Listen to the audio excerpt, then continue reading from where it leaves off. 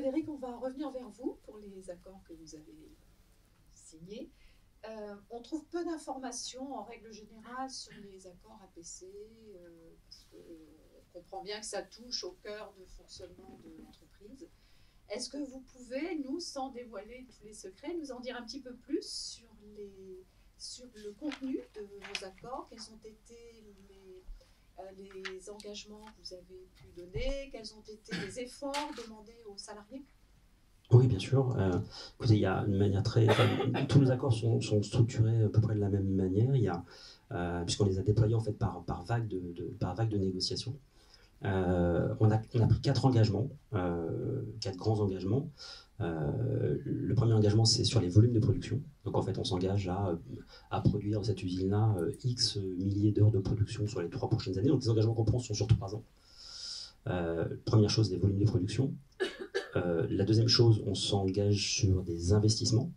On est en train de déployer. Vous savez parmi les solutions que l'on vend, on vend des solutions de l'industrie 4.0. On est en train de les déployer dans toutes nos usines dans le monde. Donc en fait, on est en train de mettre en place beaucoup de choses sur la Smart Factory. Donc en fait, on met dans nos accords des investissements très forts de renouvellement d'équipements et de mise en place de cette Smart Factory. Deuxième engagement fort des investissements. Le troisième élément que l'on met dans nos accords, ce sont tout ce qui concerne l'emploi et les compétences. Donc, on y met des volumes de remplacement de départ naturel. Voilà. À la base de nos réflexions sur les accords de performance collective, il y avait une problématique de compétences. On a 20% de nos équipes qui vont partir en retraite dans les 3 ans sur des métiers très techniques. Et en plus, ce problème de renouvellement des compétences, on a aussi de nouvelles compétences à acquérir. Comment est-ce qu'on va gérer des datas entre un robot qui amène des produits d'un endroit de l'atelier à un autre endroit de l'atelier. Voilà, tous ces métiers de data, c'est des métiers qui n'existent pas, qu'on acquiert. C'est pas des ingénieurs qui vont faire ça, mais il faut que ça soit acquis par l'opérateur de base. Donc on avait ça, c'était vraiment la base de la réflexion de la mise en place de ces accords de performance collective. Donc on a pris un troisième engagement sur l'emploi avec des choses sur le volume d'embauche et aussi sur les compétences, sur les parcours professionnels, sur les programmes de formation qu'il fallait mettre en œuvre. Et puis le quatrième engagement qu'on a pris, c'est un engagement financier. Parmi les choses qu'on va demander aux collaborateurs, on augmente le temps de travail, on a davantage de flexibilité. Et en fait, on a compensé ça. Donc, en règle générale, ce qu'on a fait, c'est qu'on a compensé 70% des heures qui étaient travaillées en plus. Sachant que on avait certaines usines qui ont travaillé, pour lesquelles on a demandé aux gens de travailler 1 mois et demi de plus par an. Donc c'est quand même des changements qui étaient assez significatifs. Donc 4 engagements de l'entreprise, et à chaque fois c'était adapté à chaque usine avec l'histoire spécifique de l'usine concernée. Et les contreparties qu'on a demandées, c'est une augmentation du temps de travail, basiquement 35 heures, 5 jours par semaine. Et là aussi, parfois on était très près de la cible, parfois on était très éloigné de la cible. Un deuxième engagement, c'est de la flexibilité, ce qui est un des éléments différenciants. Pourquoi est-ce qu'on va produire en France pour un client européen ou mondial plutôt que produire en Asie ou en Amérique? Un élément différenciant de notre supply chain, c'est notre capacité à servir parfaitement nos clients depuis nos usines françaises. Donc avoir des outils de flexibilité en plus, concrètement de la modulation, du travail du samedi, etc. C'était des éléments très importants dans notre flexibilité. Donc, deuxième élément important qu'on a demandé, on a travaillé beaucoup sur la polyvalence. L'intérêt des accords de performance collective, c'est un des intérêts, c'est que ça permet d'écraser toutes les dispositions individuelles sur la partie organisation de temps de travail.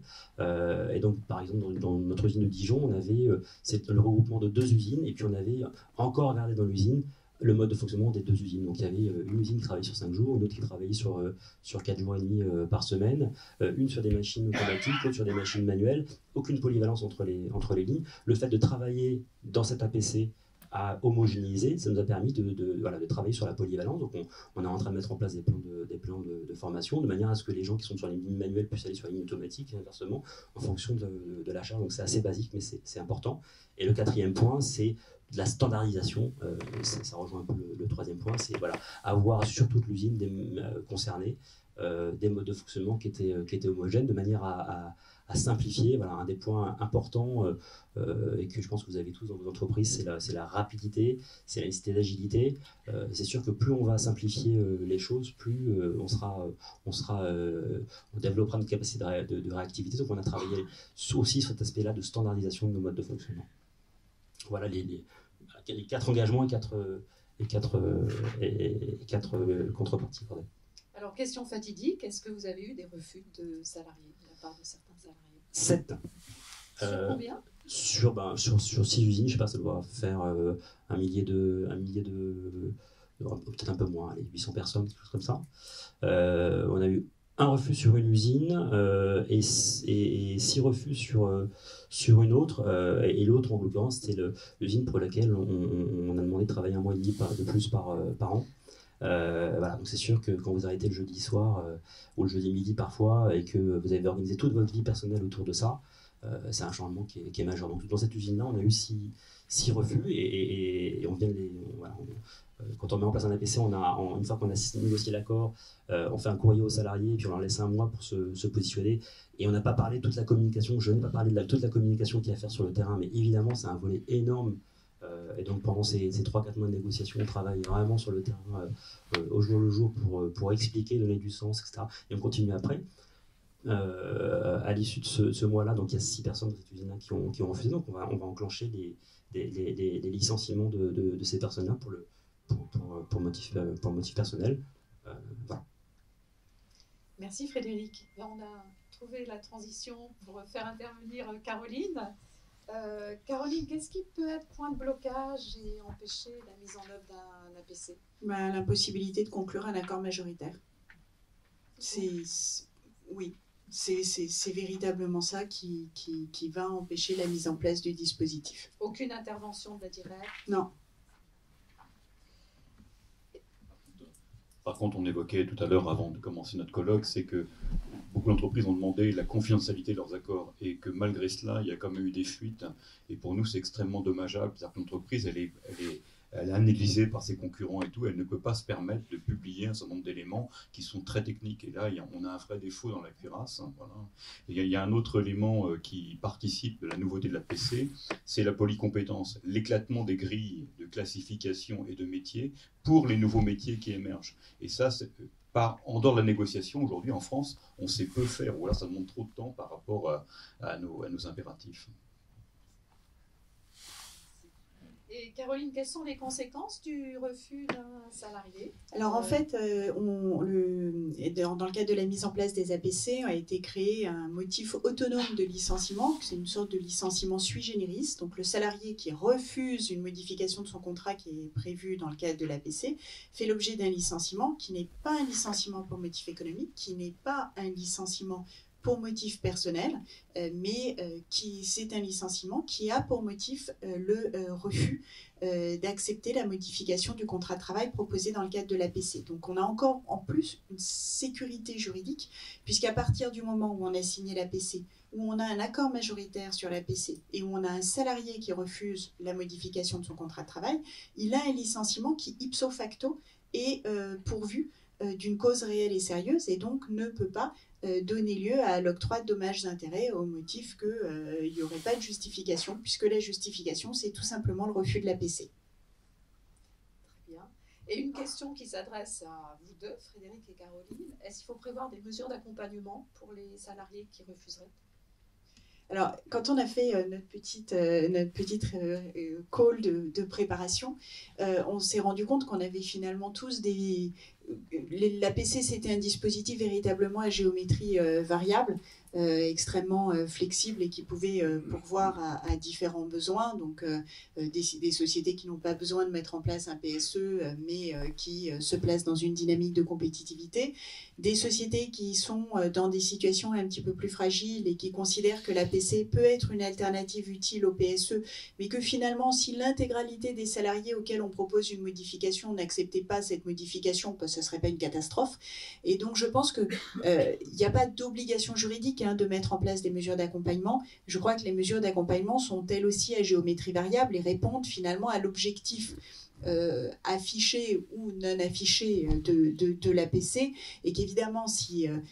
D'abord, je pense qu'il y a certaines mesures d'accompagnement qui doivent être prévues par rapport à certaines modifications. Si on remet à plat un maillage géographique et qu'on dit à des salariés, bah, toi aujourd'hui tu habites à Lille, demain tu vas travailler à Cannes, et qu'on ne prévoit pas, ou inversement, hein, peut-être l'inverse est plus subtil comme proposition, mais si on ne prévoit pas de mesures d'accompagnement à la mobilité géographique, dès lors qu'il y a un vrai bouleversement de l'équilibre familial, du mode de vie du salarié, on a quand même moins de chances que le salarié vienne accepter cette proposition de modification.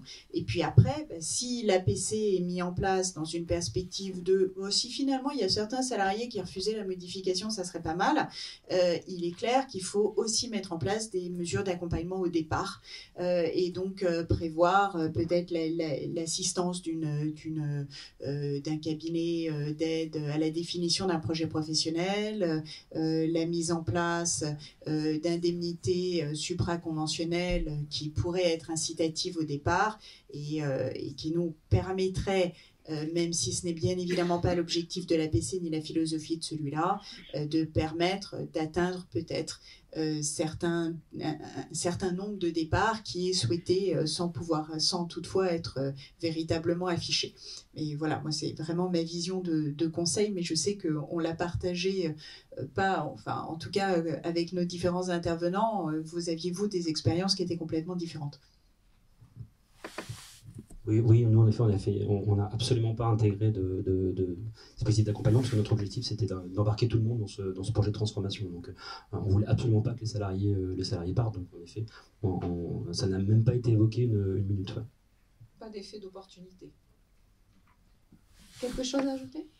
Non, on n'a pas eu de mesures d'accompagnement, et pour compléter ce qui a été dit, et pour montrer aussi que justement l'APC, vous pouvez vraiment faire l'APC qui vous plaît, c'est que nous, dans nos entreprises, il n'y a pas eu justement de maintien de l'emploi, il n'y a pas eu, on va dire, de garantie de maintien de l'emploi ou de garantie d'investissement en production ou quoi que ce soit.